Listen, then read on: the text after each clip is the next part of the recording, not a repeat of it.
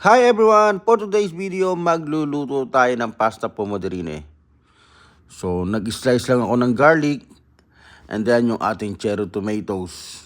The more cherry tomato, much better kasi mas maganda yung kalalabasan ng ating sauce. So, hiniwa ko lang lahat yung ating cherry tomato sa gitna. Kung nakikita nyo, napakapula ng ating cherry tomato. So, ibig sabihin matamis yan. So, ayan, okay na.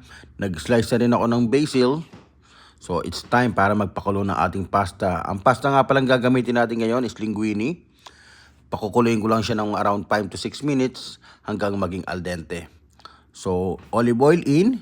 And then, nag-add na rin ako ng hiniwa nating garlic kanina.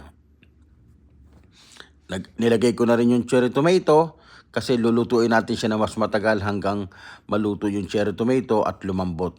Nakusa siyang lalambot. Then, naganda rin ako ng basil for additional na fragrance para mas mabango yung ating pasta. So, dinurog ko lang yung ating cherry tomato para mas maganda yung kalalabasan ng ating sauce. Para maging thick. At the same time, mag-a-add rin tayo ng pasta water. Pinaka-importante yan, pasta water.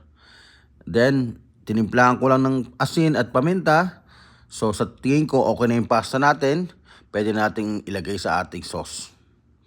So, itos lang natin yung ating pasta. Around 2 to 3 minutes. Hanggang makoated lang lahat ng sauce yung pasta. Nag-add ako ng additional basil para mas lalong mabango yung ating pasta. Then, naglagay ako ng konting oil para at least medyo shiny yung ating pasta. So, there you go.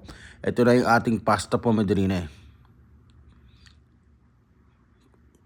Diba? Pag nakikita nyo, ang bango-bango, ang sarap. Parang napaka-natural, napaka-fresh. And for sure, magugustuhan nyo yung lasa nito. So, tara, tikman na natin.